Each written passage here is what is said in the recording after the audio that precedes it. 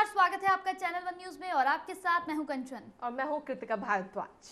Bulletin की शुरुआत करेंगे सुबह की अहम खबरों के साथ। नए साल में दूसरी बार पेट्रोल डीजल की कीमतों में कटौती की गई। पेट्रोल की कीमत में 32 पैसे तो डीजल की कीमत में 85 पैसे प्रति लीटर कमी की घोषणा की गई है। शुक्रवार और शनिवार मध्य रात्रि से लागू हो जाएंगी। आपको बता दें कि तेल विपणन कंपनियां हर 15 दिन में कीमतों की समीक्षा करती हैं। 15 जनवरी की बैठक में कीमतें घटाई गई हैं। अब अगली बैठक 31 जनवरी को होनी है। आपको बता दें कि इससे पहले नए साल पर तेल कंपनियों ने देश भर के ग्राहकों को महंगाई से राहत का तोहफा दिया था।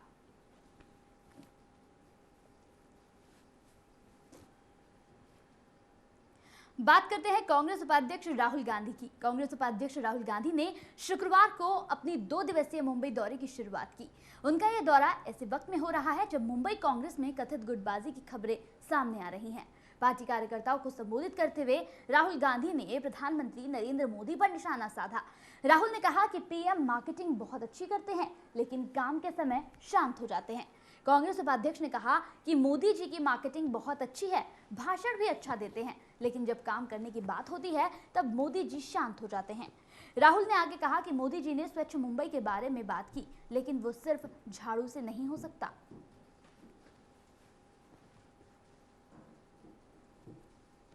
तो आपको बता दें कि पीएम मोदी मार्केटिंग तो अच्छी करते हैं, ये बात राहुल गांधी ने कही। राहुल गांधी अपने मुंबई दौरे पर थे। 2 दिन के मुंबई दौरे पर राहुल गांधी हैं और उन्होंने ये बात कही कि प्रधानमंत्री नरेंद्र मोदी मार्केटिंग अच्छी करते हैं, भाषण भी अच्छा देते हैं, लेकिन जब काम की बात आती है तो प्रधानमंत्री शांत हो जाते हैं। और आपको बता दें कि ये दौरा राहुल गांधी उस वक्त कर रहे हैं जब मुंबई में जो सरकार है और जो केंद्र में सरकार, यानी कि उनके बीच में जो गुटबाजी चल रही है, उसके बीच में ही राहुल गांधी ने अपना ये दौरा किया और साफ तौर पर तो आपको बता दें कि कांग्रेस और केंद्र के बीच में जो गुटबाजी चल रही है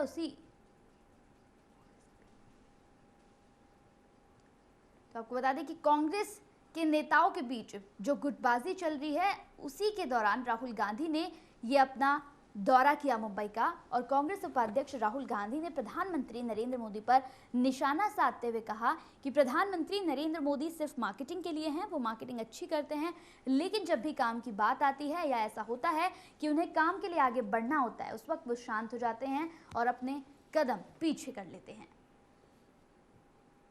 राम माधव के बाद अब बीजेपी के दूसरे महासचिव कैलाश विजयवर्गीय ने भी इशारों में अभिनेता आमिर खान पर निशाना साधा है।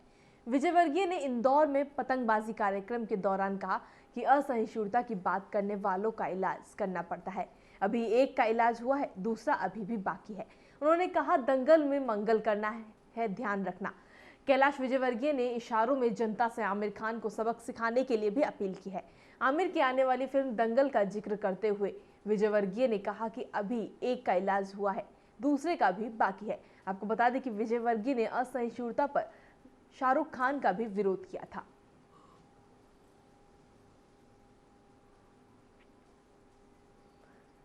तो इस तरह से विजयवर्गीय ने कहा है कि दंगल में मंगल करना है और जिस तरह से एक का इलाज हुआ है, दूसरे का भी करना है, उन्होंने सीधा निशाना आमिर खान पर साधा है। इससे पहले शाहरुख की फिल्म का भी विरोध कर चुके हैं विजयवर्गीय।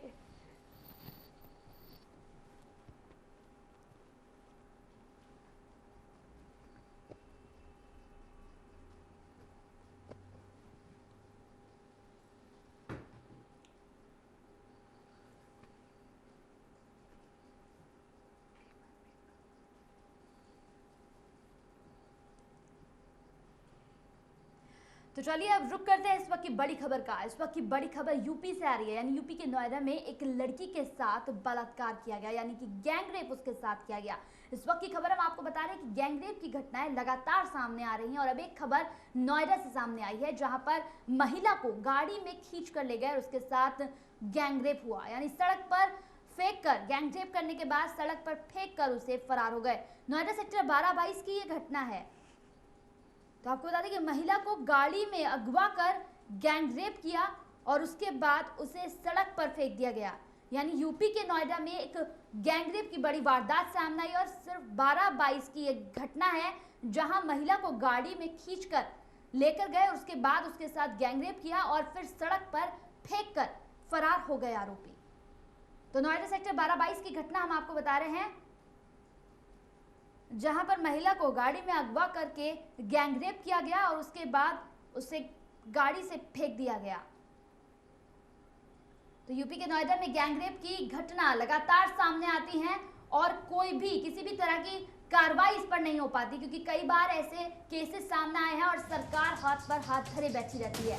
तो अब एक और मामला सामने आया है नोएडा सेक्टर 12-22 का, जहां पर महिला को खींचकर गाड़ी में बैठाया गया, उसके बाद उसे अगवा कर उसके साथ गैंगरेप किया गया और गैंगरेप करने के बाद उसे सड़क पर फेंककर फरार हो गए।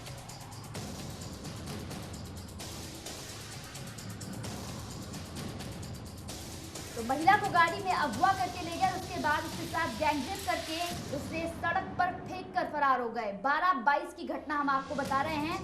12-22 काफी लोग रहते हैं, हर वक्त वहां पर आवाजाही लगी रहती है, उसके बावजूद गाड़ी में अगवा करके उसके साथ गैंगरेप किया गया और गैंगरेप करने के बाद उसे सड़क पर फेंककर फरार हो गए।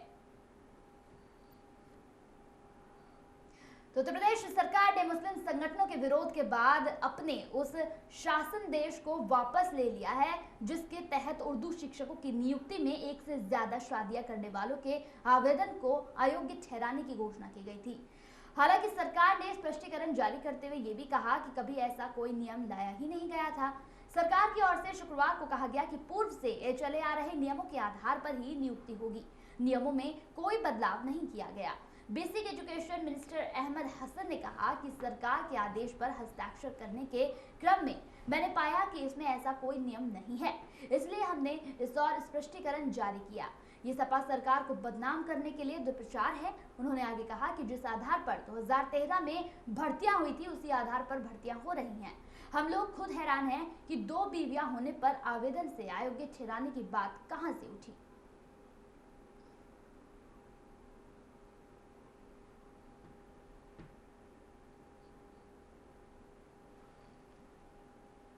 विश्व हिंदू परिषद के अंतर्राष्ट्रीय कार्यकारी अध्यक्ष प्रवीण भाई तोगड़िया ने राम मंदिर मुद्दे पर बड़ा बयान दिया है। तोगड़िया ने एक तरफ तो प्रधानमंत्री नरेंद्र मोदी के पाकिस्तान दौरे की खिंचाई की, वहीं राम मंदिर बनवाने के लिए मोदी सरकार से कानून बनाने की भी मांग की। लखनऊ में शुक्रवार को आयोजित धर्म रक्षा निधि अर्पण कार्यक्रम में तोगड़िया ने कहा कि दिल्ली में जब भाई की सरकार है तो राम मंदिर के लिए आंदोलन की क्या जरूरत है। वीएचपी नेता ने कहा कि अपनी ही सरकार के खिलाफ कोई आंदोलन नहीं करता। तोगड़िया ने कहा कि राम मंदिर मुद्दा हमारे लिए कोई सियासी मुद्दा नहीं है। जनता चुनाव में पार्टियों और सरकार का काम देखकर फैसला करती है। सरदार पटेल ने संसद से कानून बनवाकर सोमनाथ मंदिर बनवाया था। पीएम मोदी भी पटेल के रास्ते पर ही चले।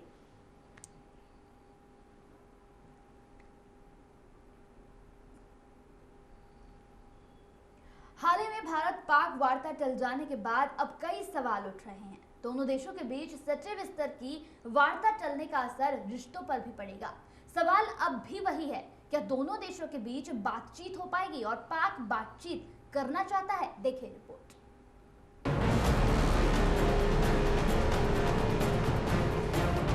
भारत और पाकिस्तान के रिश्ते हमेशा कच्ची डोर से बंधे होते हैं और यही वजह है कि कोई पूरे यकीन के साथ ये नहीं कह सकता कि हम शांति वार्ता के सहारे उस दिशा में बढ़ रहे हैं जहां से रिश्तों को वो मजबूती मिल जाएगी जिसकी कामना दोनों देशों के वैसे लोग करते रहते हैं जिन्हें शांति में विश्वास है।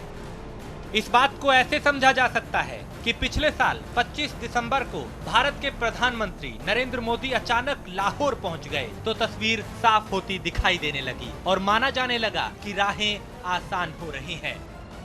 ऐसा समझने के पीछे की कई वजहों में से एक बड़ी वजह ये रही है कि खुद पाकिस्तान के प्रधानमंत्री नवाज शरीफ ने पूरी गर्मजोशी और ईमानदारी के साथ भारतीय प्रधानमंत्री की मेजबानी की, लेकिन हुआ वही जिसकी आशंका थी। शांति के दुश्मनों ने पठानकोट में एयरफोर्स स्टेशन पर हमला कर शांति बहाली की प्रक्रिया को तार-तार करने की भरपूर कोशिश की। ऐसे में भारत और पाकिस्तान के विदेश सचिवों के बीच होने वाली वार्ता पर इसका असर होता दिखाई देने लगा और आंशिक रूप से कुछ ऐसा ही हुआ। 15 जनवरी को होने वाली वार्ता को टाल दिया गया, लेकिन पहली बार ऐसा हुआ जब दोनों देशों के विदेश मंत्रालय ने साफ किया कि वार्ता टाली गई है। वो भी आपसी सहमति से। तो क्या माना जाए, आने वाले दिनों में वार्ता उसी जज्बे के साथ होगी जिसकी उम्मीद की जा रही थी। वैसे सच तो ये भी है कि इसी साल पाकिस्तान में सार्क शिखर सम्मेलन होने वाला है, जिसमें भारत के पीएम नरेंद्र मोदी के शरीक होने का पहले ही ऐलान किया जा चुका है। तो क्या ये भी माना जाए कि वार्ता को जारी रखने के पीछे ये भी एक वजह हो सकती है। इन तमाम चीजों को दरकिनार करके देखने की कोशिश